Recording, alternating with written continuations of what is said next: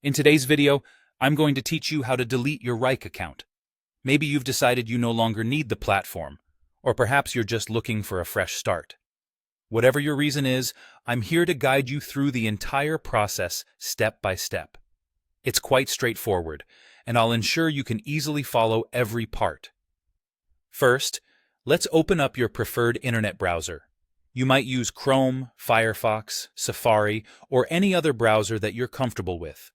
Once your browser is open, head over to your search engine, this could be Google, Bing, or another of your choice, and type in Wrike.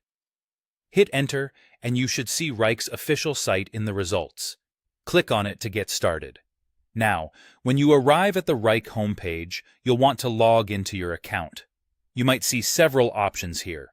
You could either click the Login button if you're an existing user, or even the Try Wrike for free option if that's what's visible to you. Either way, enter your login details and proceed to access your workspace.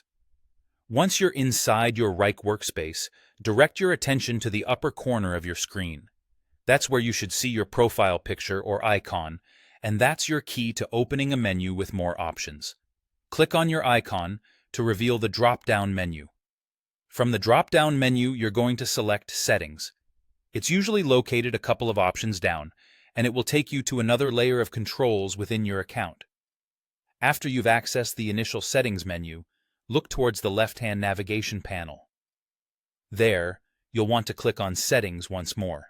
It might feel repetitive, but this step is crucial as it leads you to the main area where you can manage deeper parts of your account. Now, let's get to the heart of deleting your account. Scroll down the page until you spot the Delete Account section.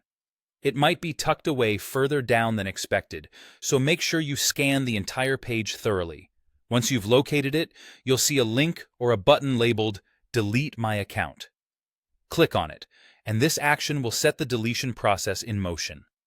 Before Wrike lets you finalize the deletion, there is a brief confirmation process. You will need to confirm your decision by providing any requested information.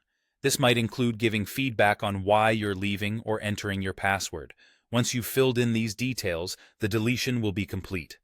And there you have it, folks. You've successfully navigated through deleting your Wrike account. Remember that once this is done, retrieving your Wrike data might not be possible, so ensure this decision is final. Thanks for watching, and I hope this guide has been helpful to you.